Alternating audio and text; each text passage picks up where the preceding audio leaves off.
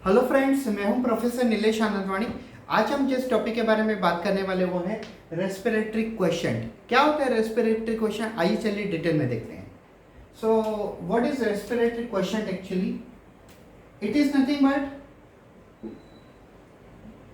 Amount of CO2 removes out compare to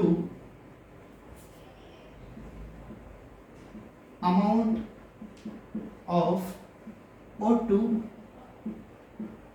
consumed in during consumed in for respiration. It is called RQ.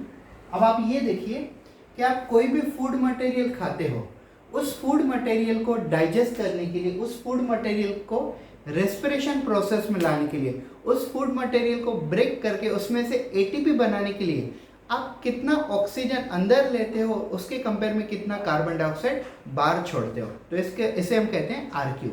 RQ can be defined as it is nothing but the amount of a CO2 remove out. It is nothing but amount of CO2 remove out compared to amount of oxygen taken in during or for the purpose of respiration. अब मैं आपको इसे simple करके एक example बता रहा हूँ।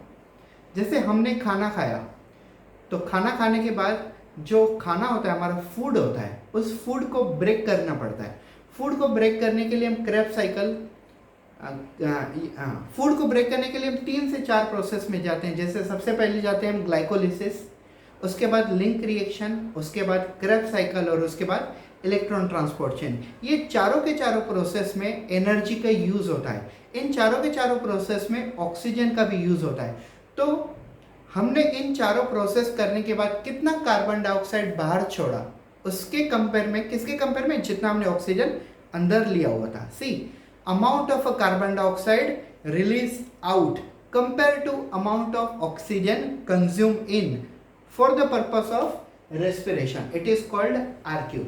RQ में हमेशा पहले CO2 के बारे में बताना है, उसके बाद आप O2 के बारे में बताएं। आप ऐसे भी लिख सकते हो RQ, ऐसे लिख सकते हो CO2 and O2 like that। पहले आपको कार्बन डाइऑक्साइड के बारे में बताना है। रिमेंबर, एक्चुअली रेस्पिरेटरी क्वेश्चन किसके ऊपर डिपेंड होता है?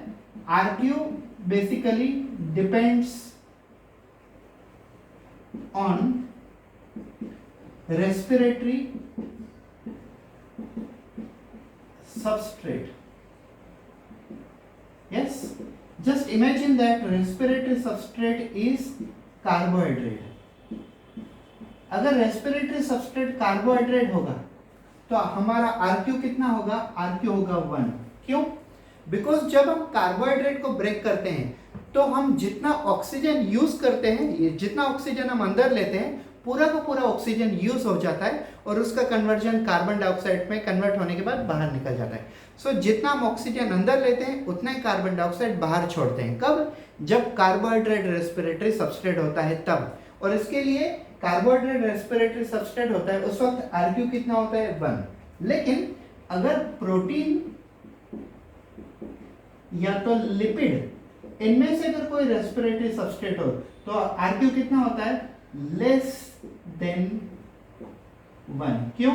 क्योंकि कार्बोहाइड्रेट में ऑक्सीजन जितना हम कंज्यूम करते हैं उतना ही कार्बन डाइऑक्साइड बाहर छोड़ते हैं। प्रोटीन और लिपिड के टाइम पे ऐसा नहीं होता है। प्रोटीन और लिपिड को डाइजेस्ट करना, ब्रेक डाउन करना काफ़ी इजी है और इसके लिए हम जितना ऑक्सीजन अंदर लेते हैं उतना ऑक्सीजन की ज़रूरत नहीं पड़ती। काफ़ी कम ऑक्सीजन में से प्रोटीन और लिपिड का ब्रेक डाउन हो सकता है, इनका रेस्पिरेशन हो सकता है और इसके लिए कार्बन डाइऑक्साइड काफ़ी कम बाहर निकलता है।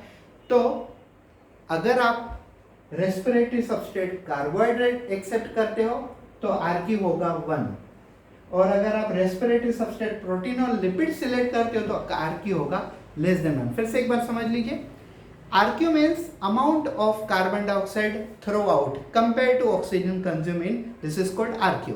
If you are using carbohydrate, sweet substance as a respiratory substrate, then RQ will be 1 because amount of CO2 remove out, it is same like amount of O2 consumed in. But when you are selecting protein and lipid as a respiratory substrate, RQ is a less than 1. Why? Because whatever oxygen you have consumed, complete oxygen is not required for breakdown of protein and lipid. Half oxygen is required. Therefore, RQ is less than 1 during protein and lipid, but RQ is 1 during carbohydrate. Thank you so much for watching this video. Have a good day.